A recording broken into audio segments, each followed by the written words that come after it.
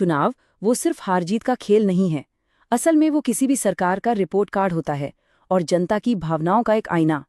आज हम भोजपुर विधानसभा के जनादेश की पड़ताल करेंगे, ये समझने के लिए कि जमीन पर असल में क्या हुआ और क्यों हुआ। तो हम चल रहे हैं मध्य प्रदेश के रायसेन जिले में भोजपुर। ये एक विधानसभा है और आज हमारी केस स्टडी भी यही है। यहाँ के नतीजों में एक बहुत गहरी कहानी छिपी हुई है, मतदाताओं की उम्मीदों और राजनीतिक हकीकत की कहानी। तो आज हम क्या क्या देखने वाले हैं? सबसे पहले भोजपुर की जमीन और लोग, फिर पिछले 7 चुनावों का नतीजा क्या रहा।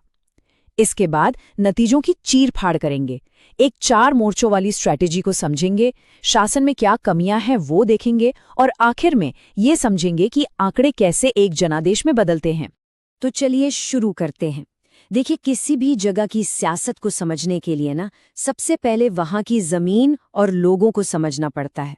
तो भोजपुर की असलियत क्या है? पहली बात, ये इलाका ज्यादातर ग्रामीण है, मतलब गांव देहात वाला।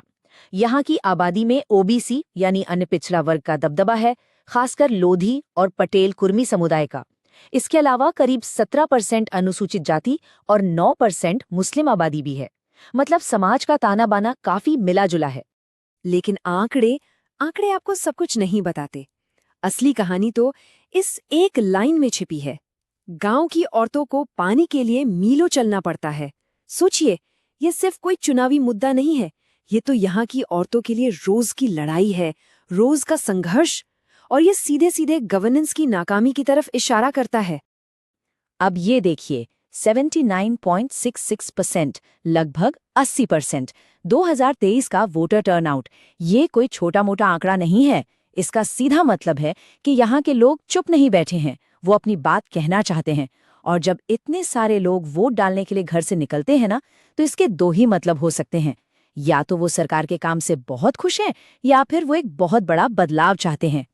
तो ये तो हुई आज की बात, पर इस नतीजे को समझने के लिए हमें थोड़ा पीछे जाना होगा, इतिहास में।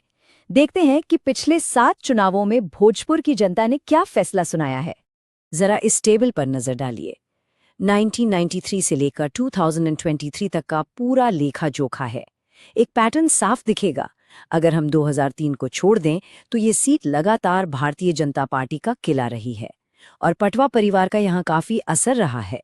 मतलब साफ है, यहाँ किसी भी चैलेंजर के लिए लड़ाई आसान नहीं है। उसे एक मजबूत किले को भेदना होगा। और बात सिर्फ जीतने की नहीं है, बल्कि जीत के अंतर की है। ये और भी दिलचस्प है। 2013 से 2023 के बीच बीजेपी का वोट शेयर देखिए, लगातार ऊपर गया, वहीं कांग्रेस का समर्थन कम होता गया। तो ये सिर्फ एक चुनाव जीतना नहीं है, ये अपने सियासी किले पर पकड़ को और ज्यादा मजबूत करना है। इसे ऐसे समझिए, 2003 में जीत का अंतर सिर्फ 2.9% था, बहुत कम। और 2023 में ये बढ़कर 20.6% हो गया, 20% से भी ज्यादा। ये साफ दिखाता है कि बीजेपी ने न सिर्फ अपने कोर वोटरों को संभाले रखा, बल्कि नए वोटरों को भी अपने पाले में लाने में कामयाब रही। तो ठीक है, अब तक हमने देखा कि क्या हुआ, नतीजों के आंकड़े देखे, पर असली सवाल तो ये है कि ऐसा क्यों हुआ। 2023 में जनता ने जो फैसला सुनाया, उसके पीछे की असली वजह क्या थी? यहाँ हम दोनों पार्टियों की ताकत और कमजोरी को आमने सामने रखकर देख सकते हैं। एक तरफ बीजेपी की मजबूत जमीनी मशीनरी है, एक संगठित वोट बैंक है, और दूसरी तरफ कांग्रेस, जिसका सपोर्ट बेस बिखरा हुआ सा लगता है और जमीनी स्तर पर संगठन भी उतना मजबूत नहीं दिखता।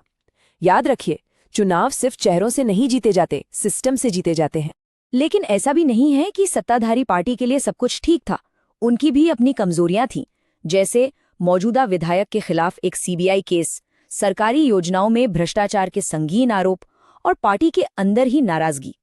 ये सब चीजें किसी भी विरोधी के लिए एक बड़ा मौका थी, एक रणनीतिक दरवाजा। देखिए, भ्रष्टाचार का आरोप हवा में नहीं टिकता, पर जब उसके साथ एक आंकड़ा जुड़ जाता है तो बात बदल जाती है।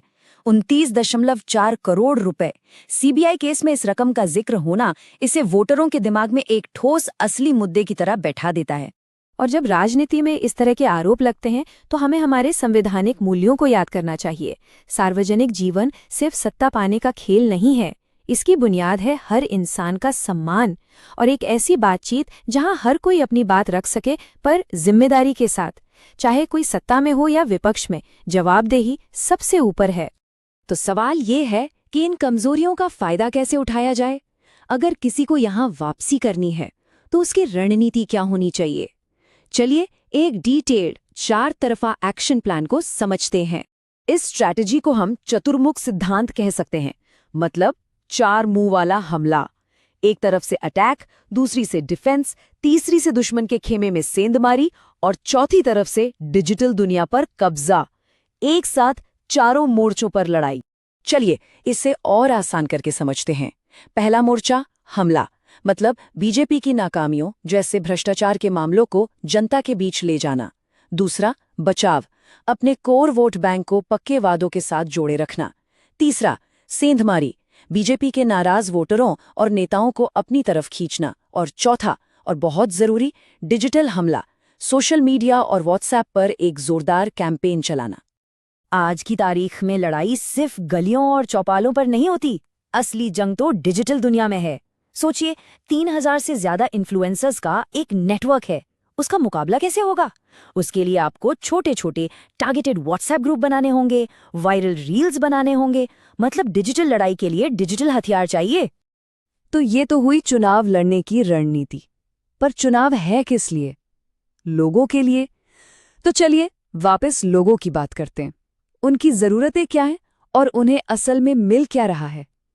इसी के बीच की खाई को गवर्नेंस डेफिसिट कहते हैं, मतलब शासन की कमी। तो भोजपुर के लोगों की सबसे बड़ी परेशानियां क्या है? सबसे पहले पानी की जबरदस्त किल्लत, फिर किसानों के सर पर कर्ज का बोझ, योजनाओं में फैला हुआ भ्रष्टाचार, नौजवानों के लिए नौकरियां नहीं हैं, और सड़कें और बिजली का हाल भी बेहाल है। ये सिर्फ शिकायतों की लिस्ट नहीं है, ये टूटे हुए वादों की एक पूरी कहानी है। तो एक कामयाब कैंपेन क्या करता है? वो इन समस्याओं का सीधा जवाब देता है। लोगों की हर शिकायत के सामने एक पक्का वादा रखता है। पानी की किल्लत, हम पाइपलाइन लाएंगे।